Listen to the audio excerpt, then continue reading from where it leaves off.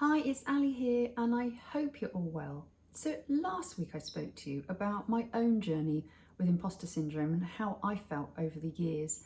I'm just not worthy and I was a fraud and I'd be found out at any time. So today I want to talk to you more about what actually is imposter syndrome. When did it start? Who suffers with it? Is it a disease? What actually is imposter syndrome? Well, my definition is really when your internal world about how you feel about yourself is completely different to the external world. So everyone else is going to see a capable woman in front of them that can do their job, and that's the outside world. But your internal world just believes that you're not capable of doing anything. So there is a massive difference to reality on what you're thinking. And how it feels, as I mentioned, you just feel like you're a fraud, and any moment someone is going to uncover this and expose you as that fraud that you actually are. And also not feeling very worthy, just feeling you're different to other people and that other people can do it. Other people have so much knowledge and we don't. And it's so far from the truth. And this was found back in the 1970s when they were studying high achievers. There were women, there were graduates, and they found that it had a real high proportion of no self-belief, that they did think they were a fraud. They didn't see who they really were. So this was how imposter syndrome was found, and we still use that terminology today.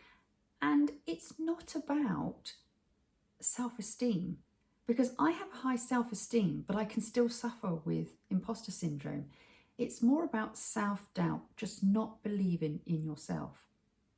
So if you feel that you might have imposter syndrome, you are more likely to be a high-achieving woman.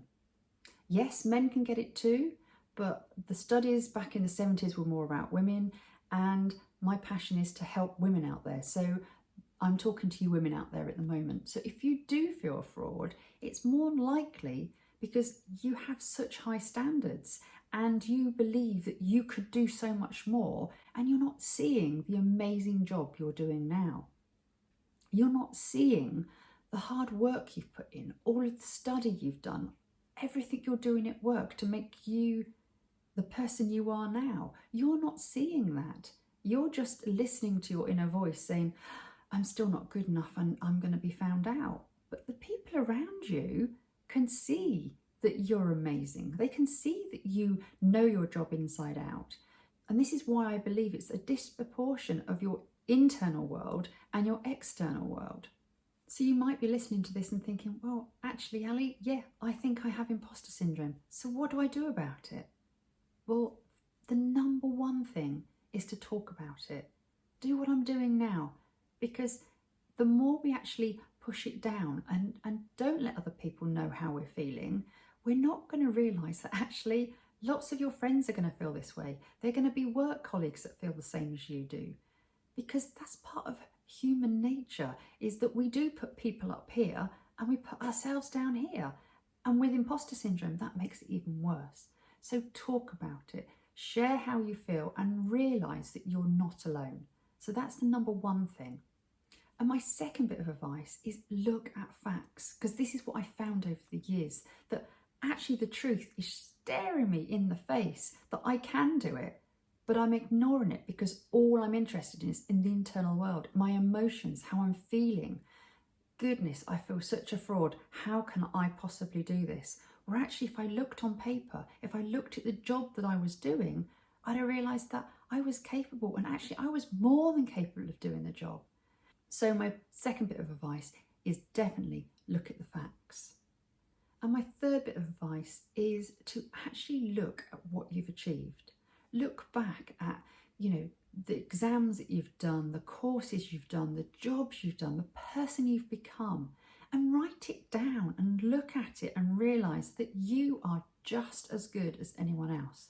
Because I can near enough guarantee that if I gave you a list of 5 things and said that this person had passed these exams, did this type of job, helped these people in this situation, created this amount of revenue in a certain job, and all this information, and I told you about this person, you'd go, oh my goodness, they are amazing.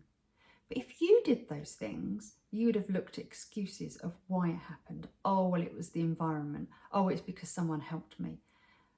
Look at what you do as if it was someone else doing it and realise that actually what you're doing is amazing. You are amazing and you are more than enough to do what you're doing. So just to recap, I want you to talk and share about how you're feeling, because believe me, there are people out there. And I'm not saying say it to someone in the office that's not particularly nice and friendly, because that's not going to make you feel good. Choose the right people to talk to and you will find that they also have imposter syndrome or have had traits of imposter syndrome during their lifetime. The second thing, look at facts. Look at what's in front of you and you can see that you can actually do it. Don't listen to your emotions all the time because they will be wrong. And then finally is write down all of the things you've achieved and actually really look at them and realise that if someone else was doing them, you would be praising them, but because it's you, there's another reason. So look at it for what it is and realise that, as I say, you can do it. You are amazing. So I hope this video today has helped you realise that you're not alone and you're not an imposter and you can do whatever you put your mind to. And I look forward to speaking to you all next week. Bye-bye.